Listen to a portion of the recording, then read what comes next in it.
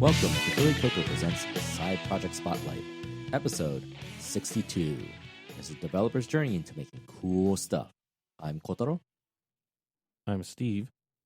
And I'm Aaron. And we are Philly Coco, a Philadelphia-based Coco Heads community focused on Apple development. That primarily, but not exclusively, means iOS, Mac, tvOS, watchOS, and visionOS development. Philly Coco's true desire is to take you higher on your own developer journey. Woo. Whoa. Wow, You went through the whole thing. Watch, I got like Amazing. the episode wrong. It's 62, right? That's 62. Okay. I double checked. All right. All right. According to our RSS feed. I was like, Unless we got that wrong. it went too smoothly. Something's wrong. I have another podcast where I just recorded episode 139, I think, and 140. And I'm like, oh my God, I hope I didn't mess up. Like I have a one-off somewhere in my feed because it's getting hard to keep track. Yeah. But we're not there yet. We're only in the 60s. Well, I mean, 60. I can't believe we've been doing it for that long though. Still, Yeah, you know, like, we're in 62. You had mentioned it's got to be consistent. Gotta always. We are consistent. Yes. I mean, consistently mediocre. Well, No. But Kaizen, No, we strive for slowly greatness. getting better. Slowly over time. We are getting better. Takes a little bit at a time. Yeah, it's something we're constantly working on, and I was trying to figure out a segue from that. I can't.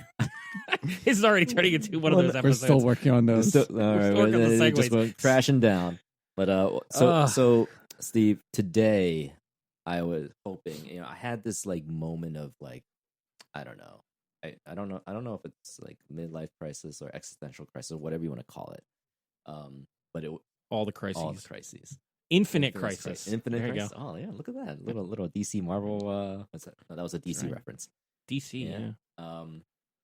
I think about like my indie days, my consulting days, really fundamentally, but more so of like, one of the things about working full time, at least that I've learned to accept, is that particularly in the private sector, you're always going to be at the mercy of a bad quarter for the company, or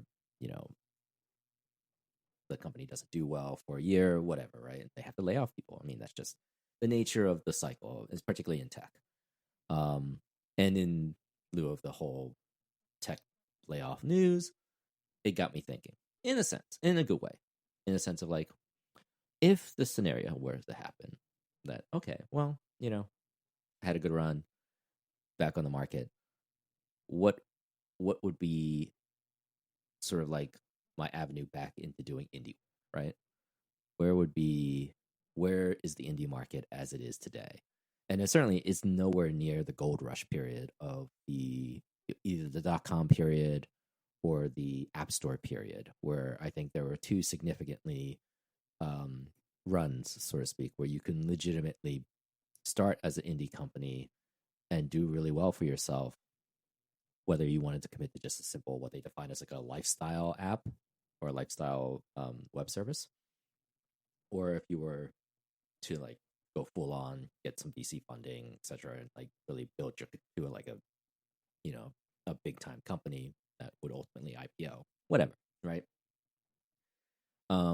So I was thinking, okay, well, what is the current market like, and where are the opportunities, right? Like that's where I was sort of going, that space. Yeah. We talked about this topic, I think, once before last year. Actually, kind of looking at our new website for this. Apparently, in end of April 2023. So 2023. Wow, that was okay. So we're almost like we're only just like a year on. So this is actually a good time to revisit this topic. Last time we kind of talked about going indie and some of the practical considerations, like getting an accountant, setting up a bank account, and revenue models. And today, I guess we're talking more about, like, as you said, what kind of opportunities do we think might exist today? Sure. Things seem very different from even a year ago. Yeah. From the economics standpoint. I mean, like, it doesn't make, like, there are, the whole joke about there's an app for that, right? Like, if you go on the App Store, if you have an idea, most likely an app already exists with that idea, right? So it's very hard to find evergreen opportunities on the App Store side, Right, but that's not. Or the but website as we were side. saying, as we were talking about before we got on here, that's not the only way to go indie. As you said, you were a consultant. That's probably the most straightforward way. A service based business. So my inspiration, a lot of that was based off of like how Bombing Brain started. So Bombing Brain Interactive was a local indie company. Started with some colleagues of ours, Joe Shiplinski being one of them, Tim Cochran and Gene. Started a company based around. They were all consultants at first, because iOS back then was fairly new. Some of them did web consulting and then eventually did mobile consulting. But as they're sort of like, their 50% of the time was spent on consulting and then 50% of the time was just building out apps. One of their key ones was Teleprompt Plus Plus. Was it Plus Plus or just Plus? It had at least one. At least one plus. I think so many apps have pluses in them, and then now all the streaming services have pluses in them, and Paramount Plus, and iCloud I think has a plus in it now too.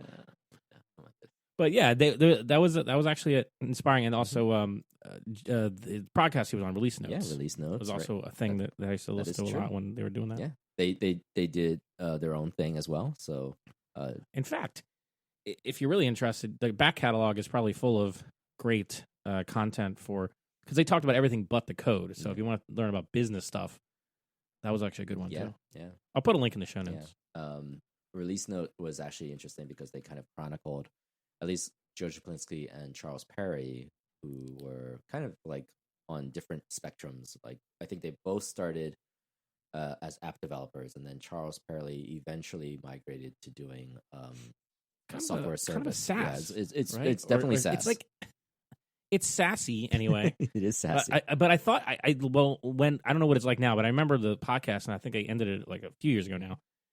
I thought he was still doing certain things kind of manually, like onboarding and stuff. That's why I said it's SaaS, but it's not like I don't think it was a fully automated SaaS, which is and even if it is now, that's actually a good way of going about it. Is what I was trying to get to. That you can have a business that just appears to be a SaaS. And in fact is actually something that it depends on what you're doing, but something you're doing more manual stuff on the back end to get things going for customers. Basically, to onboard. It was like it was a high touch business he was into. I think the accounts. Yeah, he was basically doing a lot of work setting up basically like a web application environment. Yeah. With all the trimmings that is sort of tailor made for accountants. If I remember correctly. And what he had before was an app. Was it the Franklin? Oh, it was based on like was that what it was called the Franklin organizer? Yeah, is that what it was based around?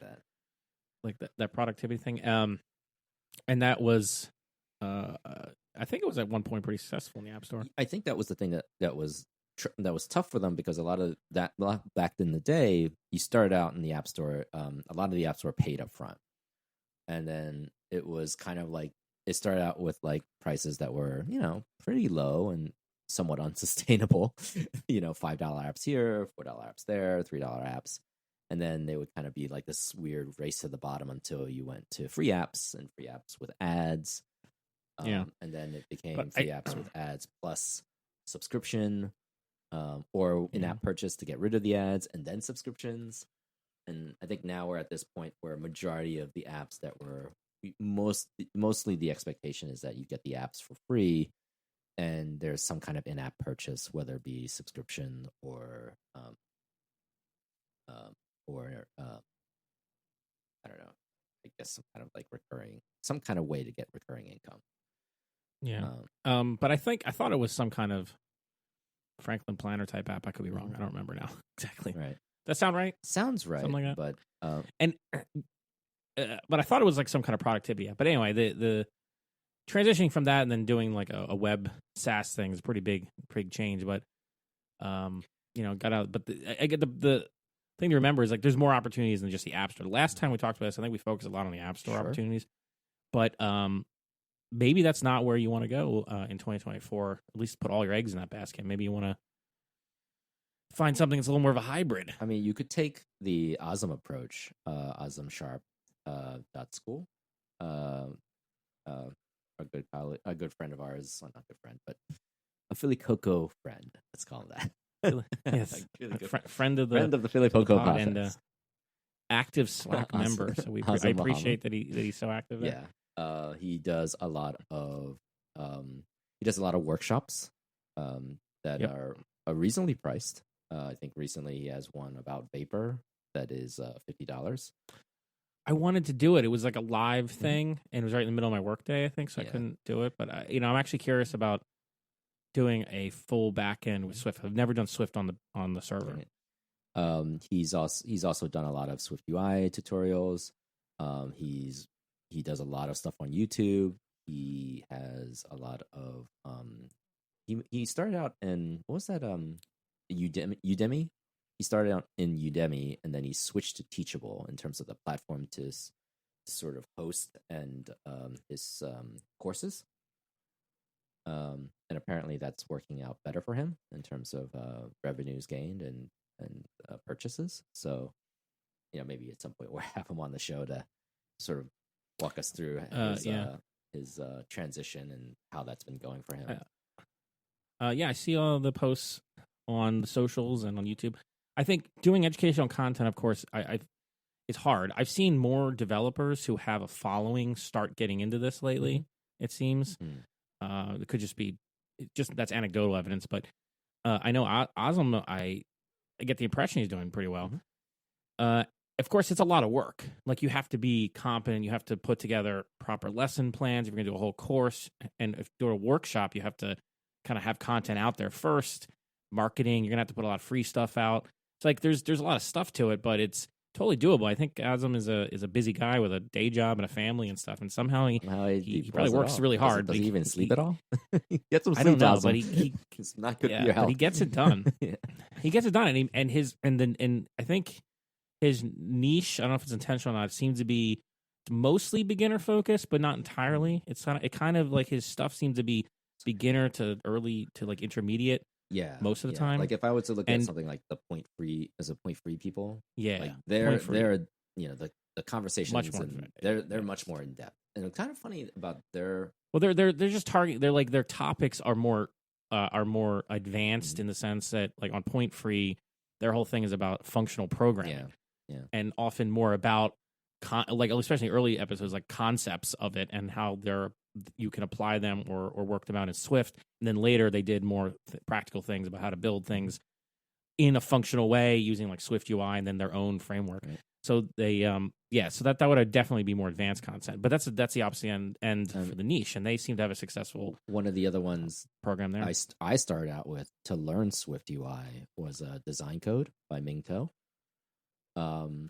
This was actually kind of interesting because it was beginner friendly. And if you looked at the code, he was hard coding all these like numbers everywhere. But what's fascinating is that his approach was coming from a designer's mind, right? So it was a very like prototypey, very kind of like throw in some numbers and see what sticks and kind of learn as you go. Over time, he got a lot better about it, but it was kind of one of those fascinating, like, his perspective kind of brought home a lot of concepts of like, okay, like everything here is centered. It starts centered, and then you kind of work from the inside out, versus like the top left down or something like that, metaphorically, and when you approach views in Swift UI. And so he would think of it in much more of a visual. He would sort of describe it in a visual context that kind of makes sense for my brain in a lot of ways.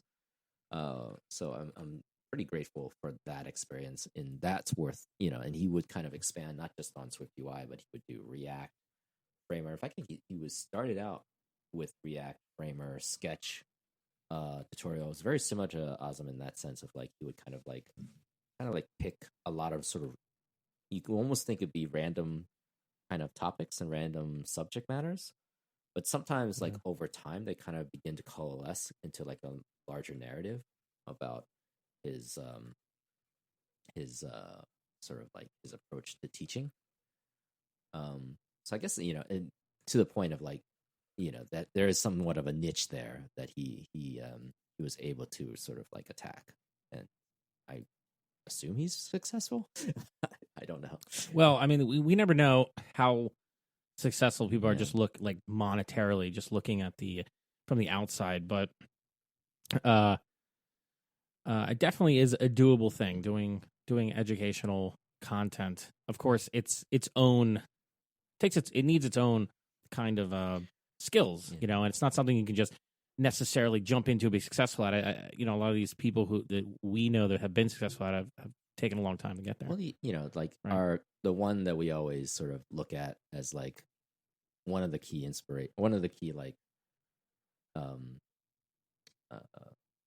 people that we know is Curtis Herbert, who used to run Philly Coco, and he started with like it being like a hackathon project, the Slopes app, and that was that earned him maybe like $4,000 to $5,000 a year or something. Like he started out like very low, and then he sort of iteratively $4,000 to $5,000 a year would be like a dream come true for me.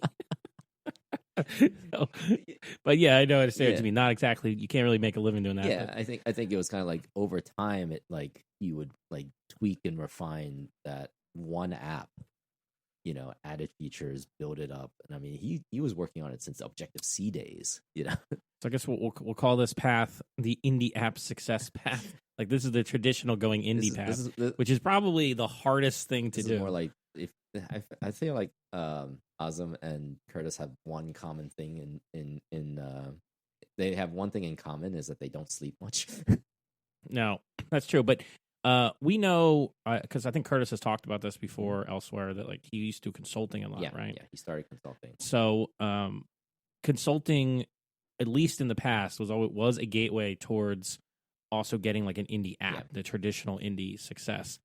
I think it's really hard to go out of like I think the app thing is something, if you have another stable source of income at the moment, or stable in air quotes, because you never know, consulting can be all over the place. But if you have income, you can afford to do it as with part of your time. You can bootstrap things to like a kernel, maybe, and then you can grow from there. The hardest part, I think it requires a lot of discipline, which again, both of these guys have, is just this commitment to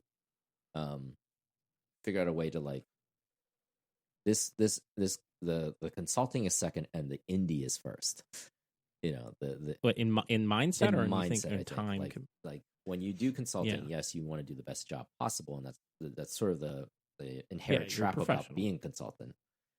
It's like, okay, I got to get these. You're doing like 1, 2. You shouldn't do any more than 2 gigs at a time, and usually they should be like one good paying gig and one like side gig, so to speak.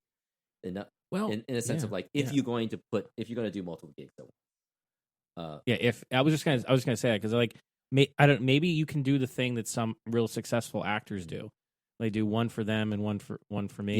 You do the one that makes all the money. Blockbuster, or some directors do. If you're really good, and Curtis is really good, maybe someone like Curtis is really good. If you're good enough, maybe you could do that. You could just focus. You could, instead of trying to split your focus, you could focus all your time on. And it doesn't just apply to app businesses, but there's people that will try to make a bunch of money for like 6 months or whatever in the year, and then take the other half off, or some other combination of time, or split their time in some way like that. So they're not always working on the thing that brings them income. In this case, you could spend the other time doing your indie stuff. I mean, that's one way of potentially doing it. Save up money. And this is on the assumption like you're the sole income provider, right? So you really have to.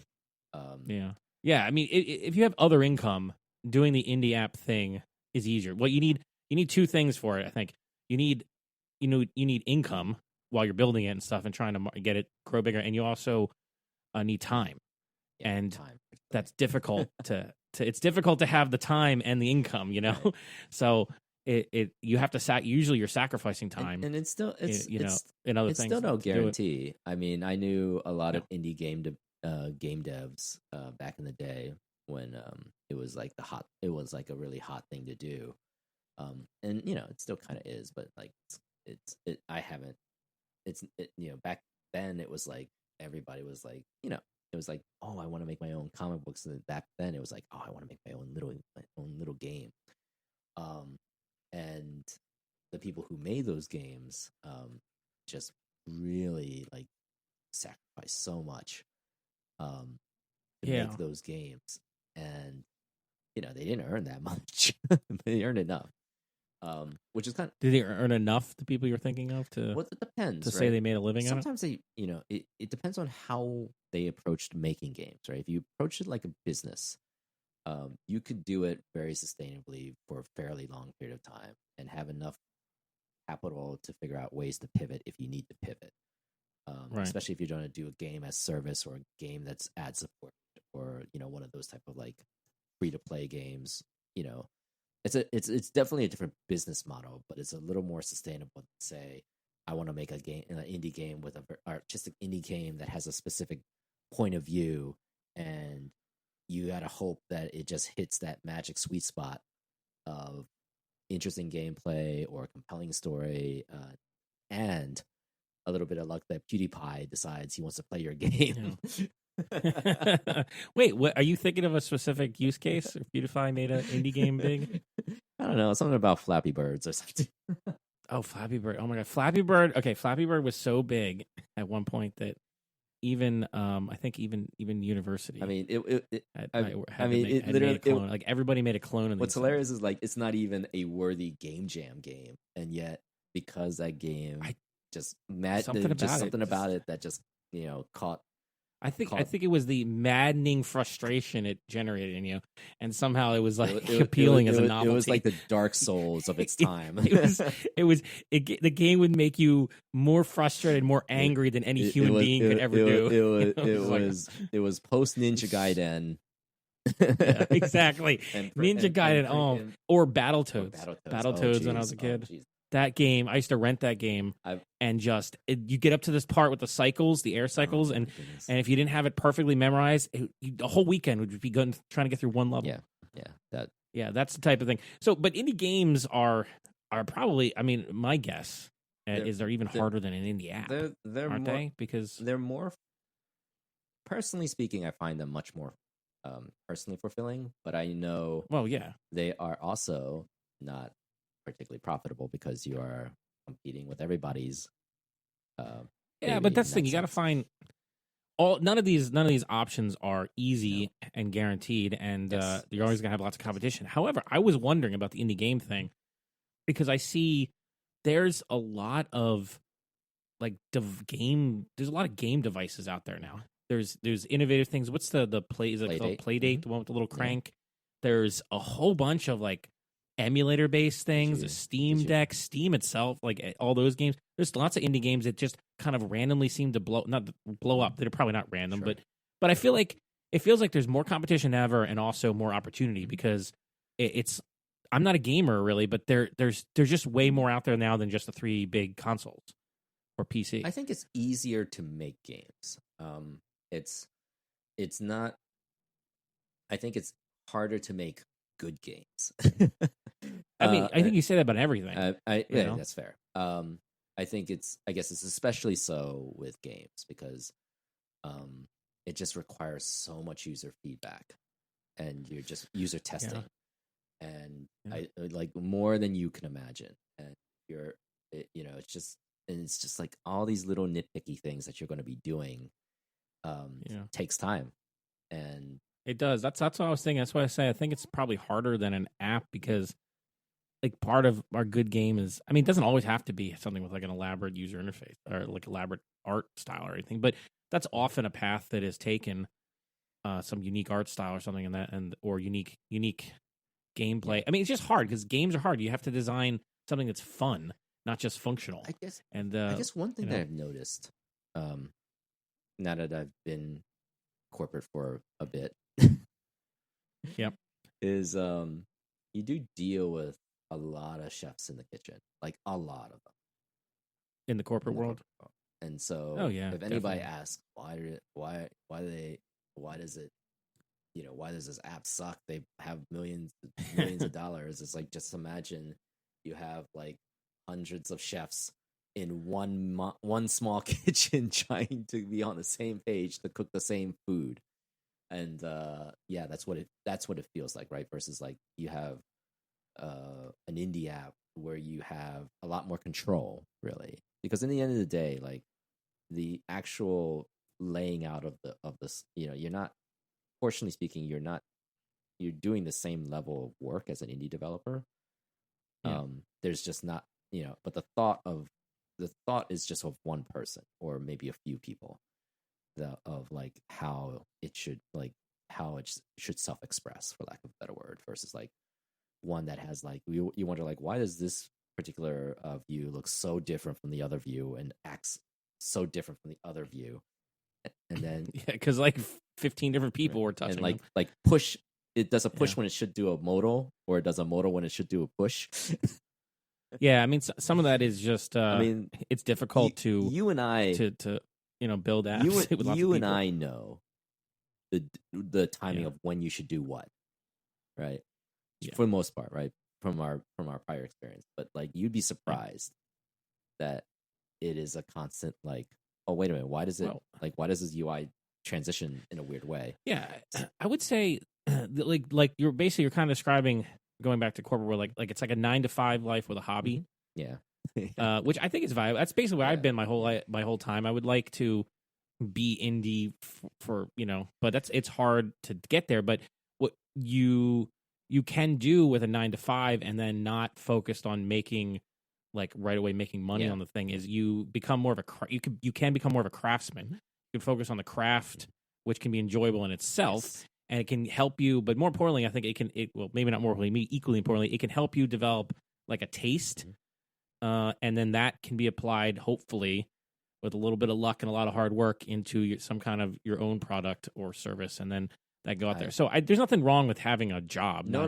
job. Most people do, and it's great. And what it does though is that you don't have a lot of time, but if you want it and you set aside a little time, you can make a lot of progress. I would say, especially in something like craftsmanship. Doing this podcast with you guys, doing the work we've done together on that, things in Philly Coca, stuff I'm doing on my own while I have a 9 to 5, I've grown a great deal as a developer. Yeah. And I wouldn't have been able to do that if I was scrambling to get contracts or something. It would have been a lot harder to focus on specific things that I wanted to improve. That and a content creator. Oh yeah, I had a content creator. I do my other show on YouTube and stuff. Yeah. I mean, it was before, you were just doing the podcast. Now you're doing the podcast, website, back end, services. Yeah. So there's something to be said. Like trying to do content creation of any sort nowadays means, and you're trying to do it by yourself, like as like a side thing. You need to put on a lot of hats.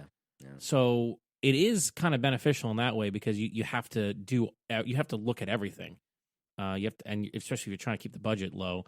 So yeah, I've been doing back end kind of administration and eventually and some promotion, some development, I guess, and social media. Social media. I've been figuring out social media and automating. And as a program, I'm thinking of how can I automate this stuff more. I set up like a mailing, emailing, stuff. I set up websites. The Scion thing on my face for the Vision Pro podcast we did in the other one. Oh yeah, made the thumbnail with you as a Cylon.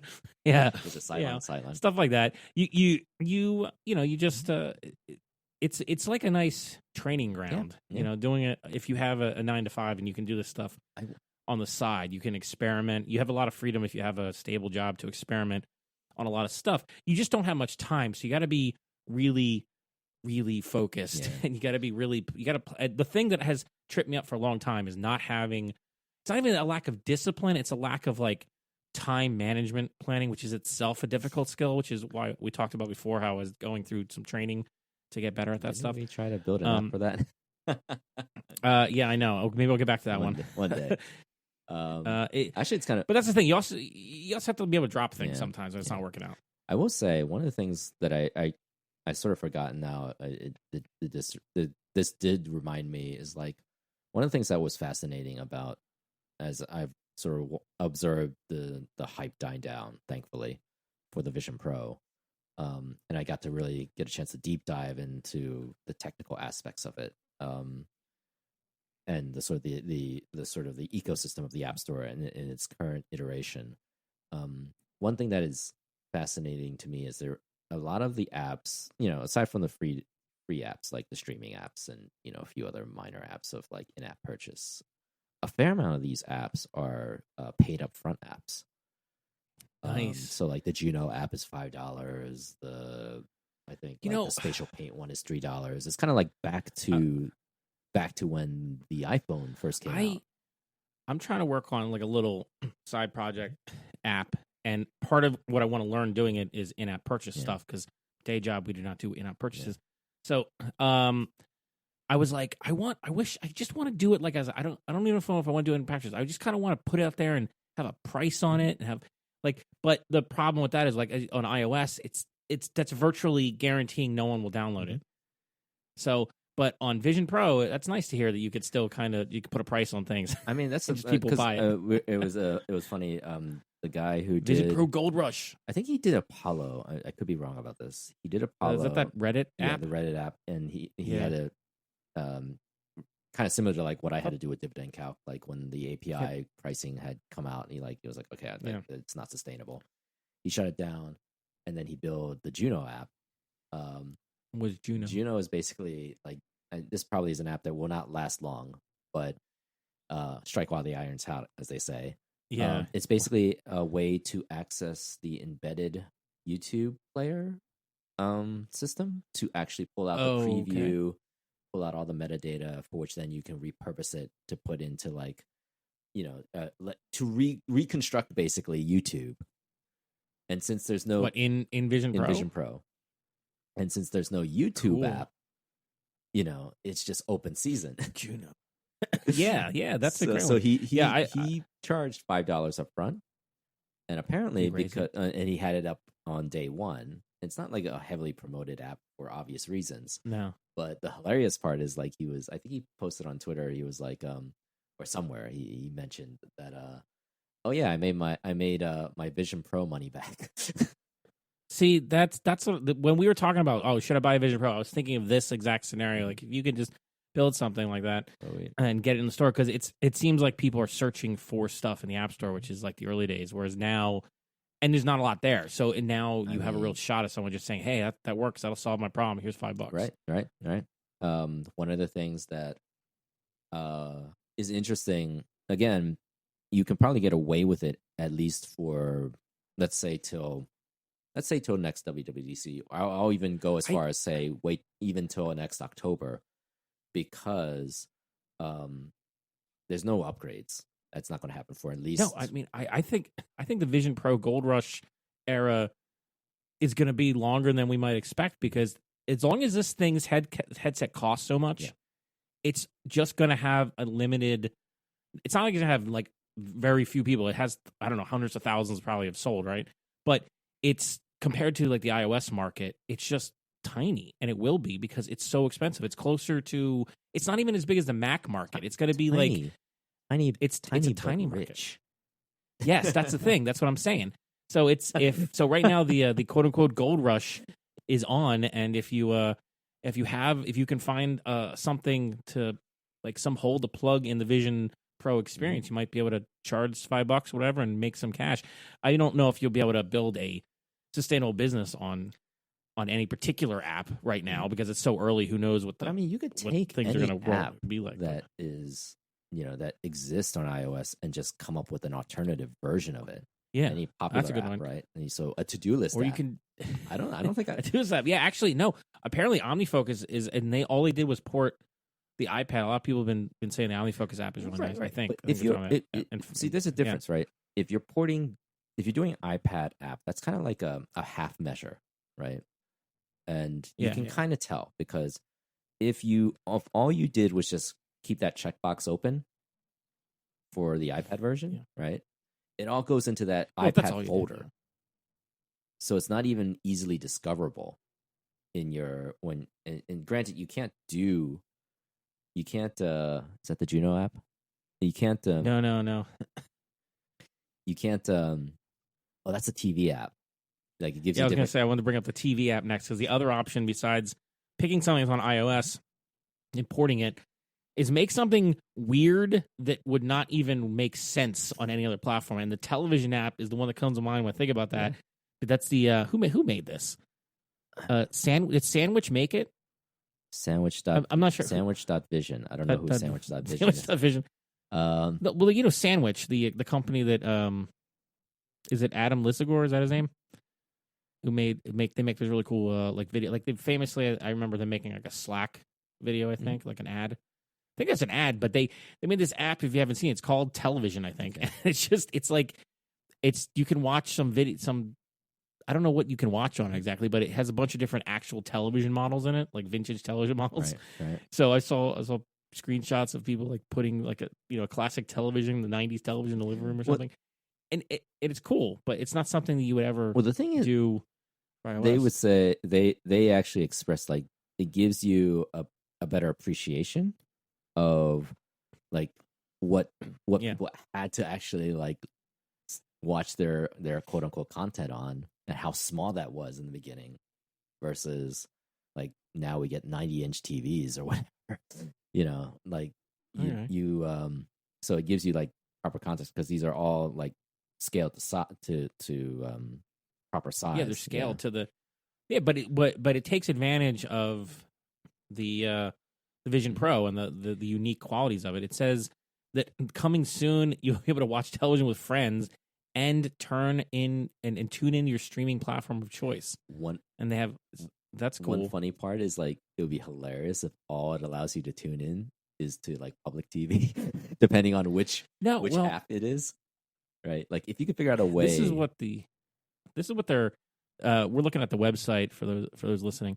They have a website and it says coming soon. It looks like they're gonna add like I don't know how they're gonna do that. I guess maybe. Some web thing. I don't know how you play Netflix or Hulu on it. Oh, probably WebView. Yeah, WebView. In the middle. WebView. Play your own files and soon your own streams. So you basically just play your own stuff on it right now. But it's just really cool. I think it's the clearest example of building an app for the Vision Pro that really makes no sense on a different platform and getting some success. And I have no idea if they make money from this or if it's just like a marketing thing for Sandwich. I don't know. Again, like I think we've talked about this before. Like phase one of all these apps coming out now are the sort of $6. The sort of like the beer app example, right? Like in the iOS. Yes, the beer app. That's the other one I was thinking. There's just going to be a lot of these like weird one-off goofy apps that you probably will pay $1 or $2. You know, basically glorified apart apps, right? Yeah, and the market's small and slowly growing. By the way, Steve and Aaron, we could make a fart app and just make. No, we can't. They're not going to let us do a fart app. There's no way. Just keep pinching and then just. Make a sound effects app that happens to have a fart just on it. Have smoke just like cloud the space over time. And do you think you gotta think like how amazing that would be just to like do that much. Amazing, huh? Just to do that much. Like real immersion. My God, the reviews for this app for television is all these 5-star reviews. So great. Right. But the thing is like there's so much of a I wouldn't say low standard, but like no, this is a well constructed app. Yeah, it's. But you know what it is? It's like there's some developers I feel like or people have expressed that the iOS and Mac don't seem as whimsical anymore. I've heard that anyway in the zeitgeist. And Vision Pro, I mean, you make something like this where you put down like a 1995 era CRT television in your living room and you watch like some movie on it. Like that's just really cool and whimsical and novel. We're bringing skeuomorphism back. Well, yeah, actually, think about it because Vision Pro is all about integrating into your real life world, and so it makes sense to make a lot of things that seem like they fit in that environment. At least, it seems like it makes sense to me. Yeah. And I thought that was cool. So the Vision Pro Gold Rush is actually probably of the things we've talked about here, besides trying to do like consulting or some kind of service business, it's probably in some ways the most realistic path right now in 2024. If you have a good idea, what's hilarious is like if you want to realistically build an app for Vision Pro, you actually have to spend $3,500 to begin with. Yeah, you have to put some money into it more than with the old. You have to put some. What is it? Stake in the game. You have to. Yeah, and I feel like the bar is in some ways higher, like to have success, because has to be something that's either like really takes advantage of it. Something like this, that this requires a lot of work to build the assets and stuff and make it all work right. And then, because I think they made the assets themselves, like it's not like you find a repository of TV assets you can just use. You could. It's hard to find ones that are at scale, but yeah. Yeah, so I don't know. I feel like they must have done at least some tweaking to things, if not build them all themselves outright. And then, you have to build that. And then something like the was a Juno app is taking advantage of a hole that will definitely be plugged at some point. So it's at some point, point, you got to. It's like if you can find a hole in the system and you can plug it pretty quickly, then that's one path. Or you can spend a bunch of time or effort on building something really innovative and novel, and that's another approach. And so I feel like the bar for the novel stuff is maybe a little higher than on other platforms because I don't have any experience doing like 3D assets and stuff. That would be a whole new field for me. The thing is, like, that's what I think is not something we should expect for a year. Like, if you're going to go into doing anything 3D in Vision Pro, I don't, unless you have experience doing 3D, I would not recommend it as like your first start. I think you're game dev. Maybe we'll have a bunch of game devs who come over and do apps. Well, the thing is like it's not game dev friendly either.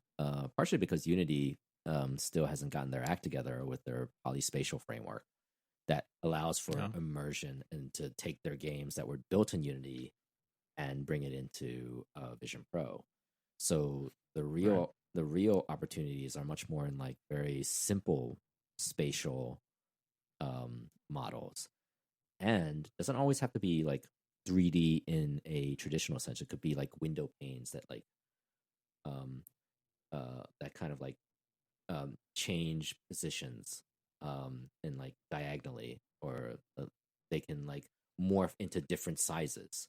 So your dashboard can change from like maybe like a generic example would be you have a scorecard of your golf game, right? I don't play golf, but you get the idea. Like you have like multiple modal windows. Mini golf.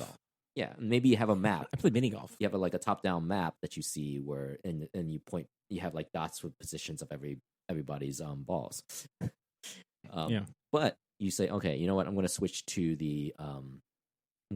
baseball. Then you can just switch to a diamond. They'll morph into a diamond. There's no glass pane. It's just here's like these like little maps that are in your space, and not necessarily like behind a window or in front of a window. Mm-hmm. Like once you realize you can break that rectangle, that metaphoric rectangle, and morph it into different rectangles, morph it into different shapes, or just a map, or whatever, right? You can add immersion in there if you felt it required it. You can add particle effects if you thought like the moment asked for it. There are like these very you're now playing with like a completely wide open space, thus spatial, spatial computing. Yeah. Well, this is why I think. Do you think it's harder? I would think it'd be harder to go from regular app development to then doing the 3D stuff. You have no experience than the other way around, because I feel like if you're a game developer, you can figure out how to do app development. Yes, but the tough part about game developers is like you need like this sort of like real-time feedback loop that happens in game development. Like you're tweaking numbers all the time. So But if you're trying to make like an application in Vision Pro, does it help or hurt you to have the game background? Oh, it helps.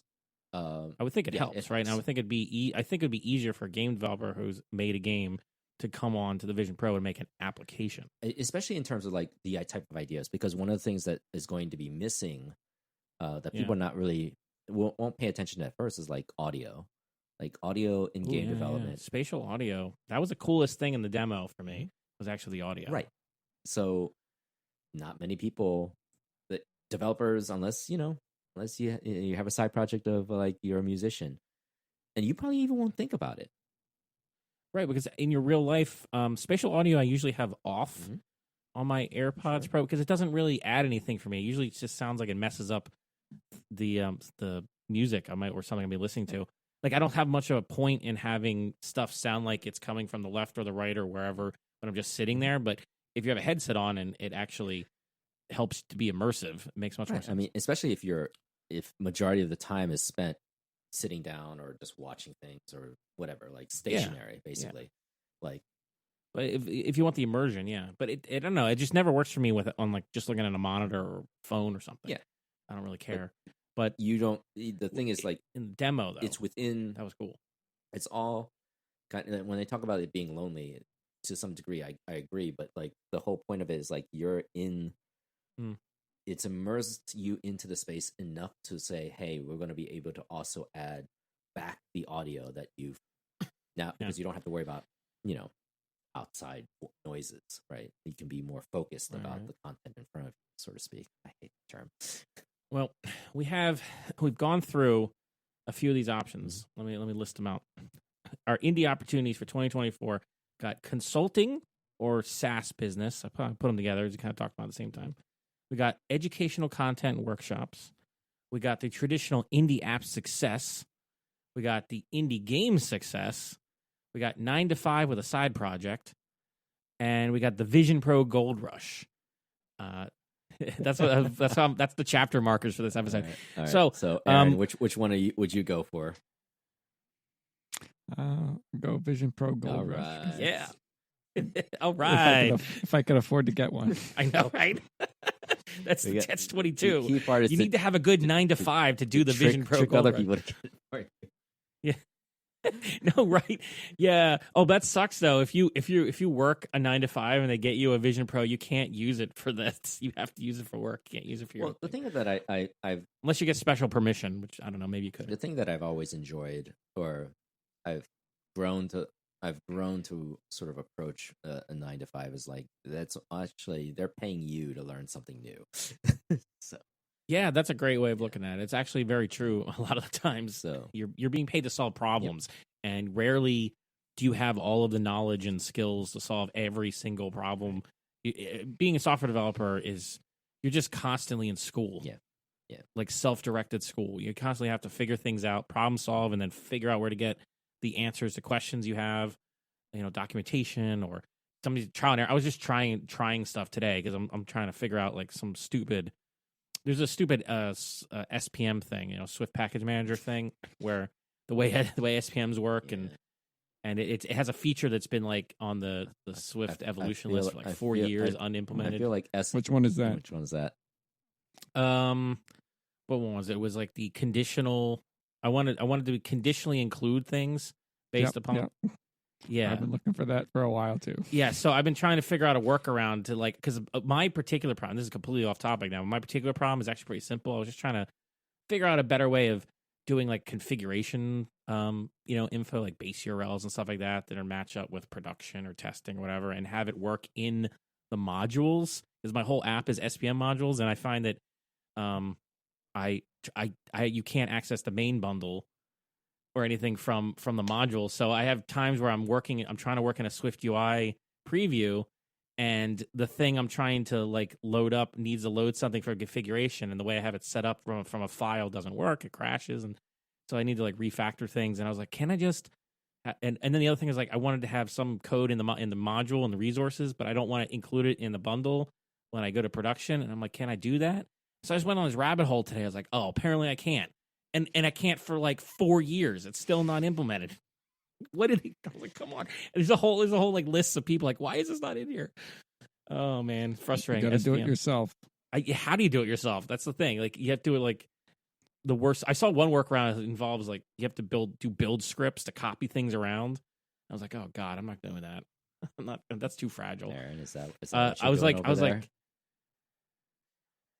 He's like, no comment. What? Oh, does he have the same problems? Well, yeah, it's not going to make a Swift evolution proposal and there is one for this. That's the thing. If they just finish implementing this one, I don't know what the problem is. Whether maybe it's hard. Well, you got to go dig into it and figure out how to fix it. Oh right, yeah. I guess I can go and fix it. That's what I can do. You can fix it for them. You can try to fix it. I don't actually know if you can. Can you contribute to SPM stuff, or is that the? No, I think it's open source. I think it's all part of like the Swift evolution thing. So you can. It's. I was looking through the GitHub today on Swift evolution and stuff, and it's like there's so much stuff in there. I'm not real familiar with the layout. So, but anyway, it's completely off topic. But I like Aaron's answer there. Vision Pro Gold Rush. All right. Well, side project. Here I'm we go. currently. I tried out Kotaro's one at work, but so that was my first experience with it. Oh, with the That's headset. one that doesn't properly fit or But yeah, that's the thing or is have the like right he needs lenses. the one thing that's really, and that's even a bigger barrier to entry is that if you needed to work with a team, it's hard because it's mapped to one person's eye and their face. Yeah. Like the whole light seal thing is literally like it's literally like fitting like my face's size to his face, and Can you get other light seals? you can like independently. They don't make it easy. Yeah, and light was bleeding through. It was not a good fit for me. So. Yeah, but I mean, can you go to Apple and just buy a different light seal? You can, but they're like $200 a pop. And Of course you they are. gotta like They're made of like space fibers or something. you gotta make sure like they, you go through the whole demo thing, and you gotta like do the whole scanning of the face with your phone and all that junk. And of course they were like, well, it's not his face. Like it's your face that this should be like assigned to, so to speak. So it's a hot mess for sure. No question. Everybody needs to buy their own. Yeah, basically is what Apple is. So You just like iPads for your family. Yeah. You have a family. You don't want to spend $3,500 for per family Don't you member wanna for a get- Vision Pro. Get one for Why your not? kids so you can have your own. I know. Get one for each one of your kids. One of your kids. Well, That's what the minis are for. let's assume you have kids. Apparently, like people aren't having enough kids anymore, so that's a whole other thing. other thing. So get one for yourself and one for your spouse and one for your 0.5 children Or your dog. Cats seem or your dog. cats Get love one it. for your dog. Cats love them. Get cats. Get Dev's cat size ones. So they have like apps that are actually meant for cats, where they're like, you want to do an indie. In Vision Pro. No, not in Vision Pro for the iPad. I was like, okay, how's that going to work? You can get that thing on the cat. That would be. But they have apps for like for an iPad or something. Yeah, it's like mice that like run around. Oh, you know what we forgot to mention? Apple TV app. As it is. You might as well just say watch As app it at that going- point. or watch only app. Who Yeah. would actually Messages app. build a dedicated watch app? What group Or of, messages app. of silly people would actually make a dedicated watch OS app? Who? Who? I don't know. That'd be us. Didn't we do that? Yes, we did. Kanji Love. Get it on the Watch OS app store if you can find it. Okay. So Aaron's doing Vision Pro Gold Rush. Although you're going to need to buy your own to do that. I'm currently trying to do the 9 to 5 with a side project. So we'll see if that actually generates even a slice of pizza. I want to be able to buy one slice of pizza because it's pretty expensive nowadays. That pizza, it's like $5. whole pizzas are like $25 now around me. Oh, jeez. Like, well, they're 18-inch and they're like high. Actually, you know what's funny? I went and don't judge me, but I got like Papa John's at one point recently. Yeah, no judgment. I've had Papa John's. $25 For Papa John's? What was it like? Had gold flakes on it? That was in Philly too. Oh my Not like God! it was in New Okay, York. now I'm judging you a little bit. Okay. Yeah. Papa John's. I didn't oh my know. God, that was a pizza I I'd go didn't to, and I know. didn't want to spend much Yeah, money. exactly. That should be like a $10 thing. Is it good though? No. Is it any good? No, oh, shame. I used to like their vegetable one. I used to think it was okay for the price because it won $25. It's very doughy, but in any Yeah, I like the place near me fair. in the Jenkintown. Local, It's just like just the do best. local. Just local's best. That's what I do. Yeah. I choose local place, and it's just pricey. Except he has like half off price every like week. So Yeah. I go and get it 10 once in a times- while there. 10 But times more worth it. oh yeah, I mean it's like worth every penny for me. But it's anyway, we're way off tangent now. We're talking about pizza. So All right, so Guess I'm so hungry. Guess I should have eaten more for Am I the like, last quick one dinner. left in terms of like what my strategy is? I think. Oh, yeah, what's your strategy going to be? I mean, I'm basically thinking. I'm just basically learning right now. I'm trying to build up my skills in preparation for the moment where who knows something might, right? But I want to use this as an opportunity for me at least, to sort of workshop what are opportunities from an indie perspective. Because sometimes you just want to get that pizza money, that studio display money, that Vision Pro money, you know? Yeah.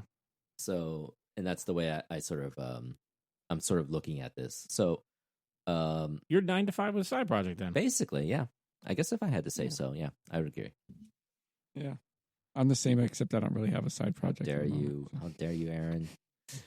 Well, that's fine. And this is a side project, but this is not like a thing side where. project, yeah. But this is not a business side project. No. This will not make us any pizza money unless Papa John sponsors us. No, we can't because this is right. Philly Coca we still gotta thing. work on that other thing. So Yeah. Anyway, it would go back to Philly Coca, yes, not to us. Exactly. But if we ever make another podcast, we'll do a spin-off podcast where we've gone indie. Oh. And it'll be called like Gone Indie. I don't know, or something like that. It'll be like 3 successful indie developers in the age of Vision Pro or something. Would we be an indie developer or like an indie developer collective or one company? I don't know. These are problems for once we have pizza money. Let's start small. All right. I think the most pizza money I've ever had was that Dividend Calc when it was starting to make a lot of money. And then I got hit with like, and then they pulled the rug out from under you. It's so sad. But it was like an obvious, like Dividend Calc was an obvious, like there was an obvious chink that I even acknowledged was an obvious chink to the armor, which was it was 100% dependent on IEX cloud maintaining its relatively cheap price. I can't remember who it was. I was listening to a podcast and these developers of this weather app were talking about it, and they used multiple sources, and they said WeatherKit's actually pretty good, but it didn't have certain other things, and so they used multiple sources. Right. I think I know which podcast you were talking about. Yeah, you probably listened to it. It was good. I really enjoyed it. So the thing we didn't talk about was if you're going to try to build an app is how to pick what type of app to do. Maybe that'll be a topic for the future about app if you're going to go with either a side project app or all in on trying to build an indie app or game. What categories or areas might be worth exploring? The funny thing is, like, a lot of times what ends up happening, for me at least, is that if I build an app that I really, really want, it's usually because I'm trying to solve a particular problem, right? So, like, with Dividend Calc, it was just me trying to, like, figure out, like, opportunities of, like, how do you calculate what basically is a glorified spreadsheet, but how do you calculate a list of stocks that I would want, and then maybe figure out the range of like, okay, well, if it's this, if I'm getting 14 cents per share, how many shares do I need to get like, $1,000 per quarter or something of that nature, right? Like I was trying to like figure out a way to like ultimately, if you're thinking about it from an investment point of view, that was like a way of like trying to figure out like what's it going to take for me to get beyond the pizza money and like into like a real like passive income, which is what ultimately you would hope for dividends. Several $1 million. Yeah, sadly enough, that is true. If you're like in order for you to earn like a reasonable like let's say like a living wage, let's say like salary money, right? Like let's say what's that, like minimum wage.